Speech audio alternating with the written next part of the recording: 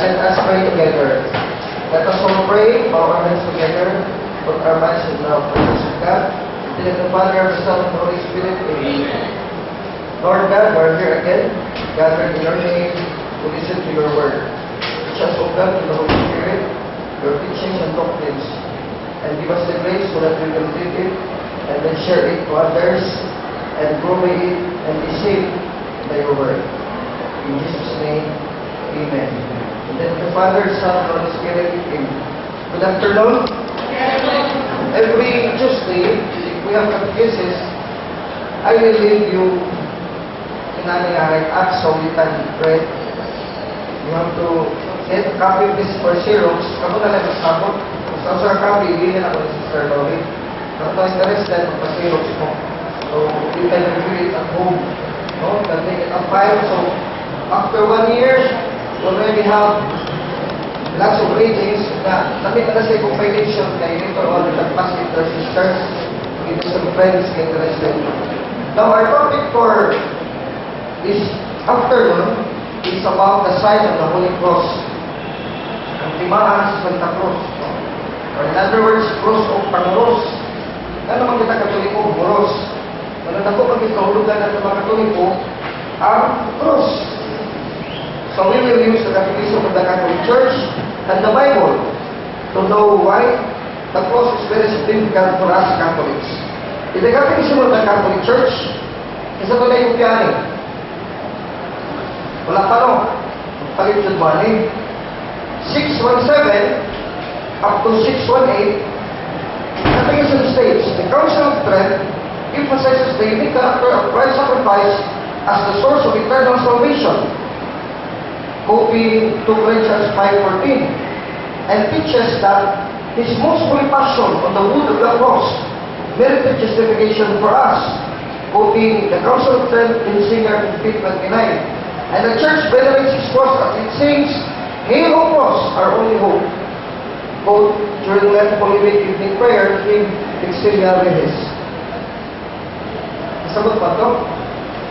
Ingon dili nga, ang Konsilyo Constantino ni Panago ay tungkol sa hinusahong timaan sa sakripisyo ni Cristo na mga pinipinugdan sa itong way katapusan na kaluwasan ng transformation. Ug nagtudlo ang iyang pagpasakit o passion dito sa kahoy sa cross. Nakamatag na nato sa kaluwasan o pagkamatawang. Benefit justification for us. Mao nga sa hinungdan ang Iglesia Katolika, the Church venerates His cross. Nagtamong nagsimba sa cross. Samtang kita nagkanta, Hail, O Cross, our only hope. No? Ano man nga, di ba din mo lagi kayo paminawin nga ato nito sa kahoy ng lingod sa cross? Labi na kalahulwit, tingnan ka, kisimba ka na mo o kahoy sa cross. Di mo naman din Katoliko mga magdadundan at also may mga Katoliko nagsimba na magkaroon. Simba lang taon sa cross. Pero we will explain that later. Now, the cross is very important. Ako itong ibasa mo, 617 o 618. And then, this is part, actually, the greatest sacramental in the Catholic Church is the sign of the cross. Kabalo mo siya bilin sa sacramental? At least, kabalo mo siya bilin mo sa sacrament. A sign instituted by Christ, which confers, that is a visible sign, instituted by Christ, that confers invisible grace. No, sa katimaan na makita, nagitutok sa Panginoon Kristo, nga mohatag na ito o grasya na hindi makita para sa sakramento. Kung natin yung sacramentals, kung saan sa sacramentals, pasabot, mga butang, nagigamit sa simbahan Katoliko, o mga timaan, even mga actions and gestures sa iyong mga pangulo. Kung sabihin ko sa simbahan Katoliko nga, gigamit aron kita, maanda matong kalag pagdawa sa grasya sa sakramento. Una, mangurus pa, una tamo kalawag. Mana mangurus pa, every time mo receive ka o kada sakramento, katamitan ako, karon ako lang ko dito sa Rosario ng isang postari. Ano mangurus magko, wala ko dahil sa kusalas pari. Kaya para maanda na kong tanan, akong kasing-kasing, pagdawag sa grasya, na di makita na mahatag sa sakramento, dito sa kumisalan. No? Walang i-clear out niya itong kalag sa sakramentas, pagkatawag kalato, aron kita maamplin ang itong kalag magkadawat sa grasya nga itong madawat pinagi sa sakramento nga itong magkadawaton every time we go to Christ in the sacraments. There is a catechism of the Catholic Church, Diagram of the List of Forms and Blessings, 1669, at ito pasahon. Pagpalit din mo ha, kinikategism of the Catholic Church before the birthday. Ay tama din ako mga doktrina sa simbahan na politik dali sa catechism of the Catholic Church. Pito lang eh. Now, 16689 to 9. Sacramentals are instituted for the sanctification of certain ministries of the Church, certain states of life, a great variety of circumstances in Christian life, and the use of many things helpful to man. In accordance with bishops' pastoral decisions, they can also respond to the needs, culture, and special history of the Christian people of a particular region or time. They always include a prayer, often accompanied by specific sign, such as the laying on of hands, the sign of the cross, or the sprinkling of holy water, which recalls baptism. Sacramentals derive from the baptismal priesthood. Every baptized person is called to be a blessing and to bless. Hence, lay people may present certain blessings. The more a blessing concerns ecclesial and sacramental life, the more is its administration reserved to the ordained name as the bishop, priest, or deacons. Klaro kayo, no? Now, sa 1671, among sacramentals, blessings of persons, meals, objects, and places come first. Every blessing praises God and prays for His gifts. In Christ, Christians are blessed by God the Father with every spiritual blessing. Quoting in the Bible, Ephesians 1:3. This is why the Church imparts blessings by invoking the name of Jesus, usually while making the holy sign of the cross of Christ. Sinasabot nga, mutawag ka sa sakit ka sa ngalan ni Jesus, kunya, mangurus ka sa ngalan sa mga sa Espiritu Santo. Ano siya ang sacramental? So the greatest sacramental is making the sign of the cross. Ano ang atong pagpangurus?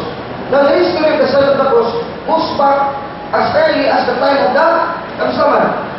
15th century ba lang na? O 18th century? Magpalang ba? Kaya siglo lang ba? Pagpangurus? No! It goes back to the time of the apostles. World History by O'Brien. Let's go to history book.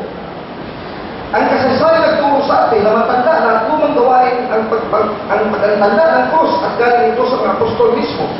So, World History by O'Brien, pahina, 146, ang sinaunang mga gawain ng lumang iglesia, ang pagtanda ng krus at ang pag-alap sa mga kawalan ng martir ay nag-umpisa sa lumang panahon mula sa panahon mismo ng mga apostol. So, the obligation for Sunday worship, the making of the sign of the cross, veneration of the holy images, and even the bodies of the martyrs, goes to the oldest times from the time of the apostles. Meaning, this sign of the cross sacramental is an apostolic sign, an apostolic gesture. It is not invented by any priest or bishop. It is from the time of the apostles. No? But it was only part of the tradition, because in the scriptures, in the Bible, you cannot read letter by letter na mga apostol nagpuros. Hindi mo mababasa sa banal na kasulatan ng mga apostoles ay nagtanda ng krus. Pero sa tradisyon, si John was said by Discipulus, a church historian, before he died, he made the sign of the cross, si John the Apostle. So which means that truly, the history by O'Brien is supported by Discipulus, that even the Apostle John made the sign of the cross. And Tertullian in the year 162 to 220, who was the early church father, he wrote, itong kanyang simulat, in all our travels and movements, in all our coming in and going out, in putting off our shoes at the bath, at the table, in lighting our candles, in lying down, in sitting down, whatever employment opens us, we mark our foreheads with the sign of the cross. O di ba tinawag niya, kita masan mo na doon, pag mata na ito, mamuros ka, pumunta sa tululang, mamuros ka mo, unang mo matulog, mamuros mo. Kunya, unang kaon, mamuros, magpagkaon, mamuros po, pasalamat sa Ginoo. Kunya, biyahe ka, mamuros, ipabot sa Kaglas Bay, mamuros. Parehagin sa panahon ni Tertullian, 160 AD. Imagine, 160 AD, first century pa yun eh. Kunya, si St. Basil in the 4th century, what did he say? St. Basil said that we learned the sign from the time of the apostles and that it was administered in baptism. So, ang katunig bautismo sa mga apostol, in San Basilio, in the 4th century, sa panahon ko sa mga apostoles, mga 1st centuries, ikurusan nito sila itong ibautismuhan. O kinaka itong ibunyagan ng bata, kaya sa pari, sa simbahan, ng ikurusan yun. Palisan na itong katunig ibunyagan ito, ikurusan ng the first time na ito nga nakalawa ka sa sign of the cross during our reception of baptism, di ba? First time nila natin nakalawa ka, panguros na kita sa simbahan, sa sacramental, katuwa itong pagkabunyag sa bata, patah. No? Unya, yun mo lang mga bilit na tuloy ko, no, we cannot read in the Bible that the cross is given importance and veneration by the early Christians. No, that is a true. It is false. Ilan na nakatapos sa simbahan na tuloy ko. Tingnan mo, wala lang sila na. Why would they promote the cross when, in fact, they don't have the sign of the cross? They don't believe in the power of the cross, the sign of the cross. They don't believe it is a sacramental that has the power to prepare us to accept grace from the sacraments. Kaya wala sa sila sakramento, wala sa sacramentals. So, isa tagabaso sa mga iksura ng dili katoliko nga, ila din nakatapihon ang cross o panguros, kaya wala kang sa nanana. Pero sa scripture, sa Bible, do we see here na doon na ba ipasabot na rin ang cross ng Hazard, even in the Old Testament? See, I quote you from the Psalms of David, chapter 144, verse 1 to 2. Imagine this, how would David say this if this would not refer to the prophecy of the cross? Psalms 144 verse 1. This is also quoted in Psalms 18 verse 3 and verse 35, the same verse. David said, a prayer for victory and prosperity by David.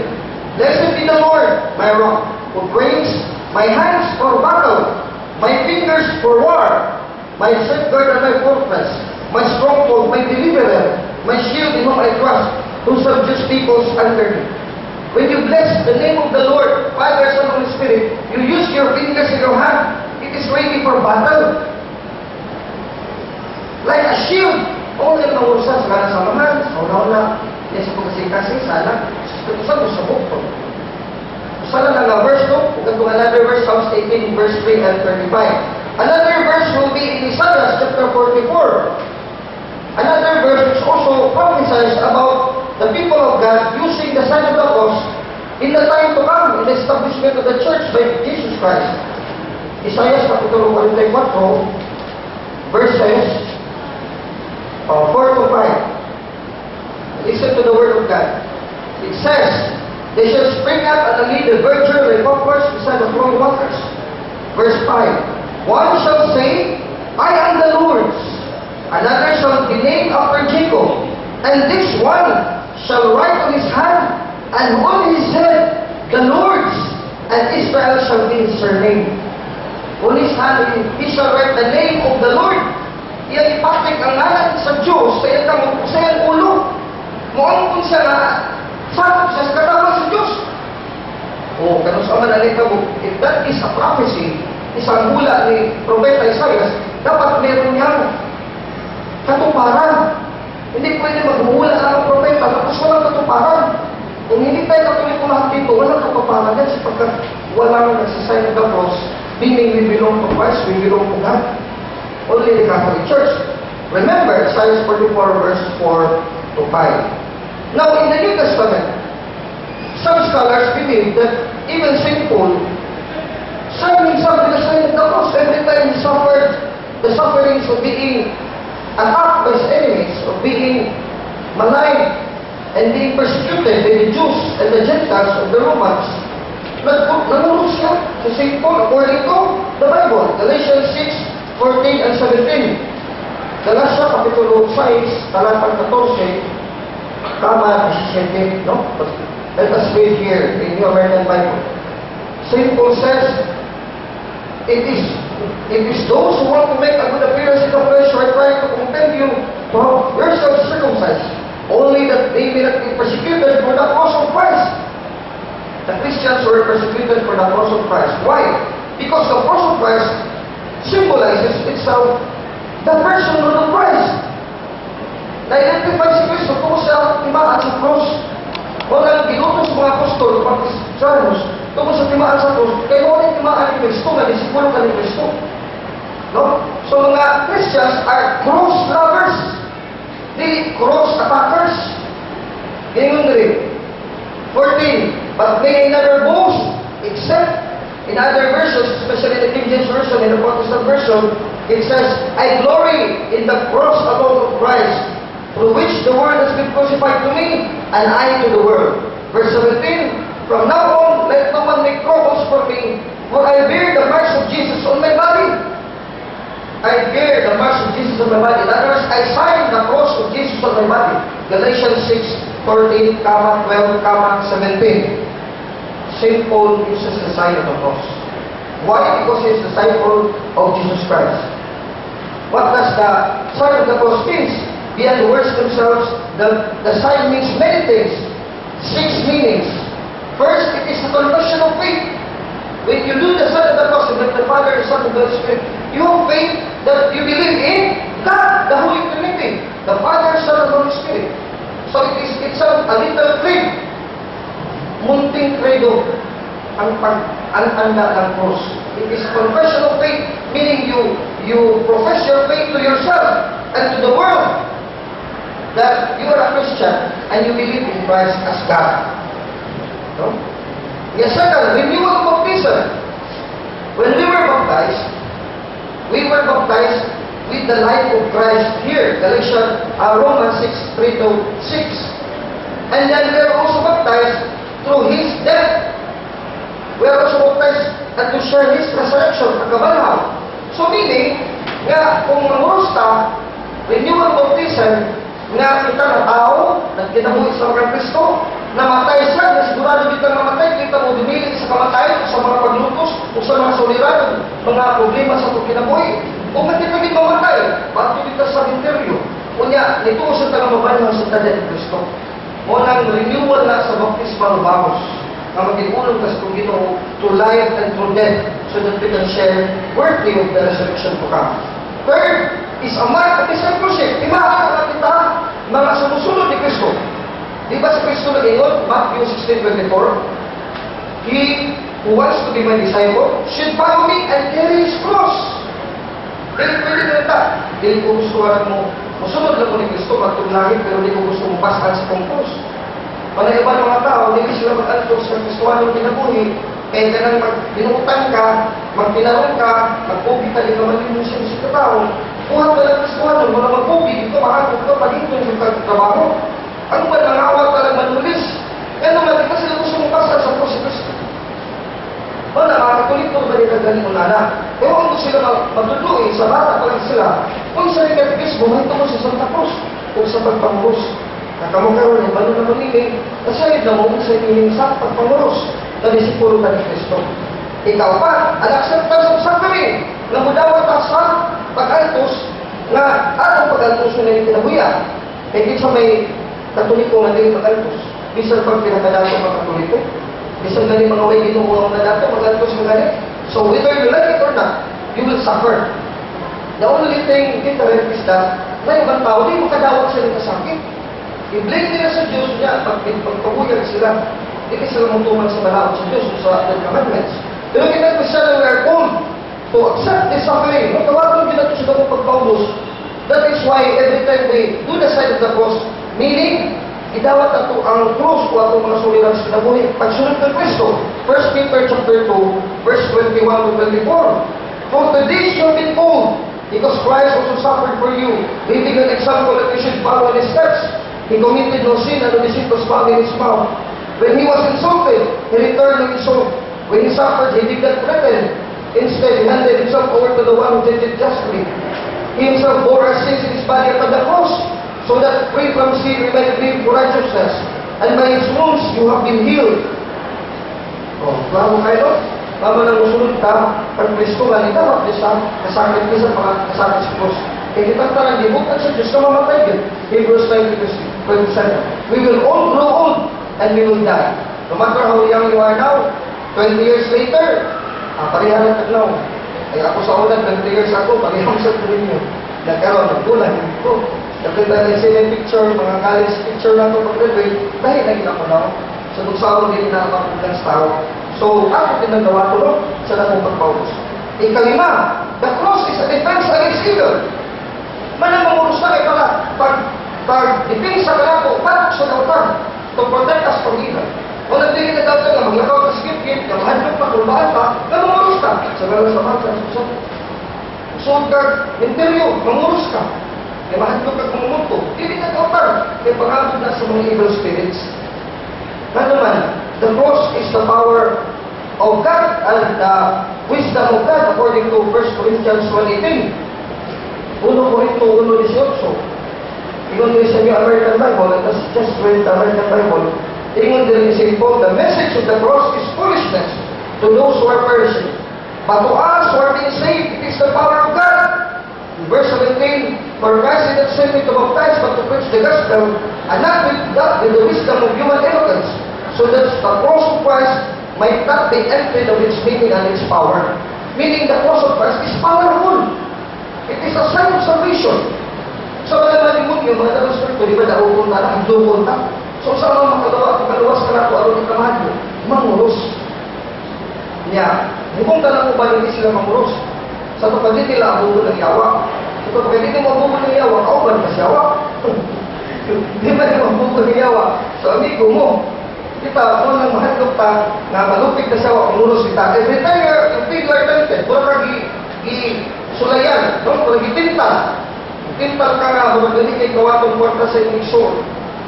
Nga, ito na nagbahin mo sa lawas, nga mahirit ka rin kayo, magdugang marwanan rin. Nga, pagalo kayo mga magsuhutan kayo, itikasan.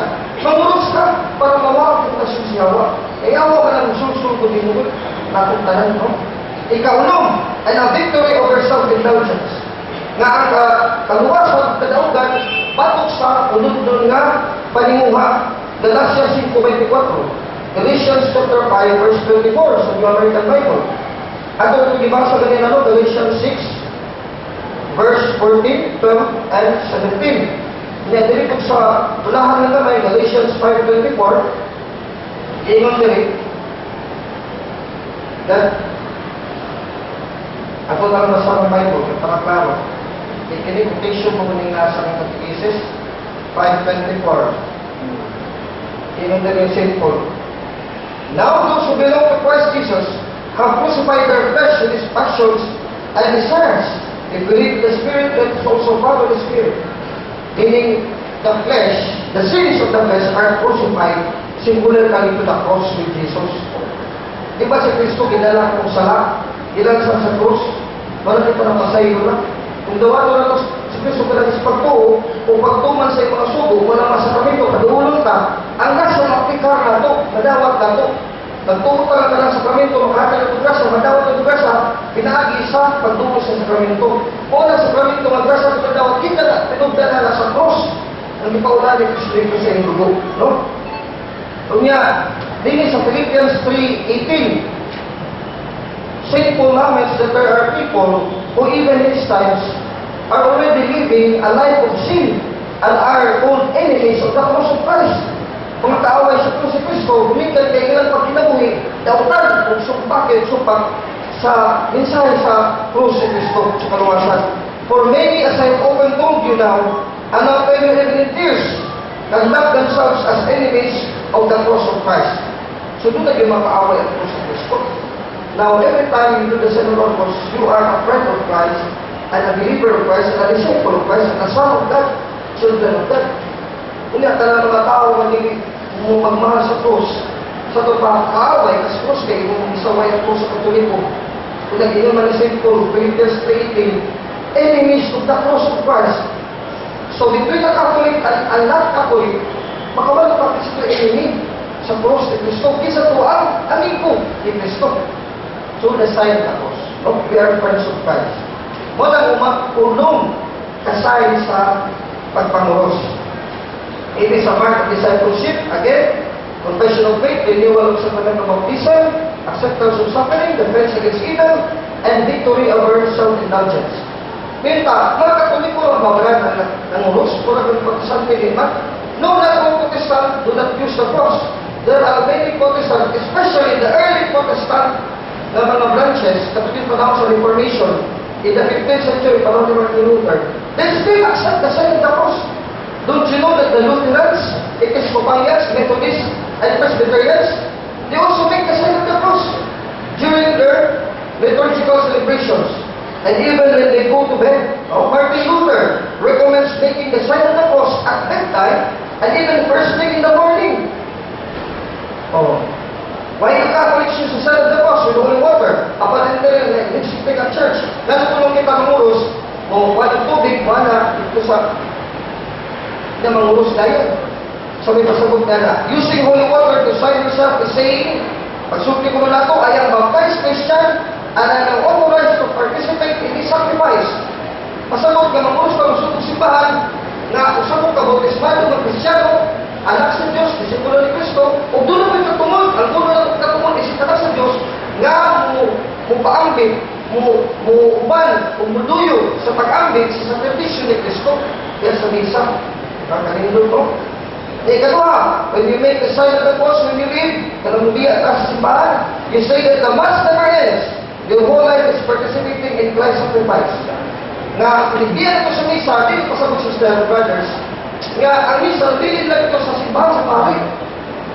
Nag-abot ito sa balay, wala yung misa. Continue yung sacrifice, kung pagkakunin kalawag si Jesus sa tunglawas, kanuna ito, nato, pasabot nga, mag-antos ka mo sa presenta mo, sakripisyo na kinapuhi, pagkat kung kwarta, kung bahandi, alam sa Ginoo sa Maya sa Ginoo for the glory of God. So the Mass, the sacrificing yourself, is continued until you receive again the Mass next Sunday. So weekly, yun ang atong affirmation of the sacrifice of Christ for the Mass. Why should Christians learn more about this prayer? This is something to be taken casually. The sign of the cross has enormous power as a sacramental. It does not cause the spiritual thing it signifies, but grows on the prayer of the church to affect us in our lives. For the sign of the cross is the supreme and the greatest sacramental. Pinagkagalahan ng mga sacramental gesture, action, na himungon sa Katoliko at Kristiyano, pagpamulos, pinagkagalahan na siya. So, pag ito bukid, wala yung tao yung tumutabang nimo, libutan ka sa mga rebeldi, mga gatang tao. So, may ang bahaton. Huwag magkitahan ito ba? Ikagagamit ko sa talana. Pag-abot sa mga gatang, holy water. So, may ang bahaton. The greatest of the do is to pagurus. Wala may atong magbuhat. No? Kung wala lagi yung mga sign at simbahan kay kita na lang yung inusara, pwede na nangalas dagat mo, ang itag bagyo.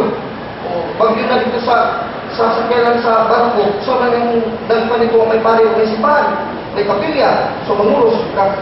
Ano yung nalilod sa pangurus? When people make the sign of the cross casually, we should pray that they will recognize how serious it is, that they declare that they belong to Christ. They want to obey Him and accept the suffering. And mind you, it is not a good luck charm. Nga ka mo ulit tao ka, usa ka sa balay, una ka usa ka sa balay, mangurus ka, para good luck. Kung tayo nagluto, mangurus ka para good luck. Dili na, good luck charm. Nga, ito yung sibagan ko ni kumawal na ito. Kaya patutuon naman, naging mo naman na ito naon, na nang giniwata na ito ba, baging krus Kristo. Ingon din, why is the Son of the Cross significant today? Simply because they can tell us that we can have the Ten Commandments in a public building, but they can stop us from making the sign of the cross publicly. Sakto yun. Hindi ito naman ganun dala-dala sa Ten Commandments. Ako yung Ten Commandments sa inyong manunod ng libro. Kasi nga ito si Maria, mga simbahan, wala na ng Ten Commandments. Pero pag pangulos sa campus, madala-dala sa pisanasa, di ba? True or not? Pag pangulos kita anytime, isa ng Ten Commandments sila pumadala. So publicly, we profess to be a Christian by doing the sign of the cross. Para ni Manny Pacquiao. Anong daot si Manny Pacquiao sa una siyang mga boxing? Kaya gusto siya sa rin manguros. Walang pag-isa sa cross sa iyang rosaryo. Unindot kayo. Kaya humagsik sa boxing, manguros sa siya kung daot ko siya. So, ni-profess siya sa pagka-Kristyano. Kung kahuman ng cross, ipadaw siya sa Ginoo. Katuwa na siya manguros. Sa resulta, daot si Manny Pacquiao. Walang kita, parang daot ka, mangurus ka. No more important is the sign of the cross. We need to remember that Jesus said, if we are ashamed of Him, He'll be ashamed of us. Kung maulaw, kulutang ang mangurus, na binagdagan ni tao,